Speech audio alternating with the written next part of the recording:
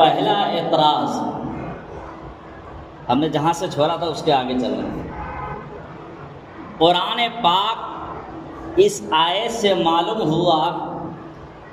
یقیم الصلاۃ، اس آیت سے معلوم ہوا کہ متقی وہ ہے جو نماز کو قائم کرے، اور جو صحابہ کرام کے نماز فرض ہونے سے پہلے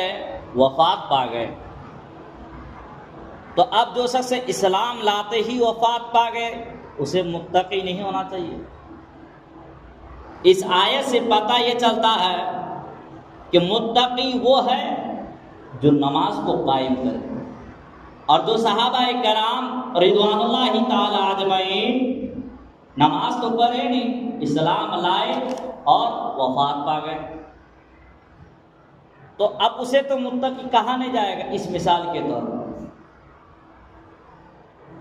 کیونکہ اس نے نماز تو قائم کی نہیں۔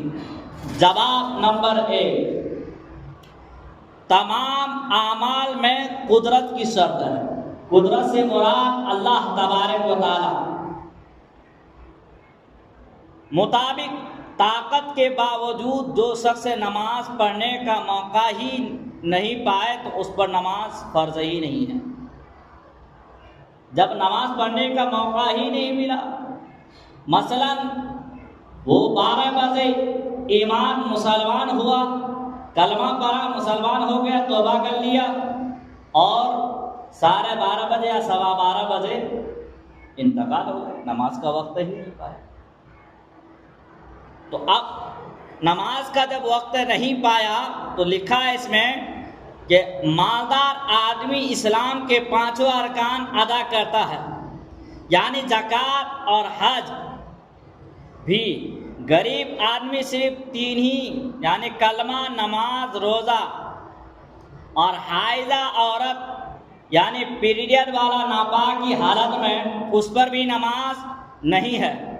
مگر یہ سب ایک درجہ ہے متقی کے، کیونکہ ان میں سے ہر شخص بقدر طاقت اور اطاعت کر رہا ہے۔ اسی طرح ایک شخص عمر بھر 100 برس کی ہوئی اور دوسرے کی 50 برس کی، اور 100 برس والے کی عبادت زیادہ ہے، لیکن دونوں کا ایک درجہ متقی ہے۔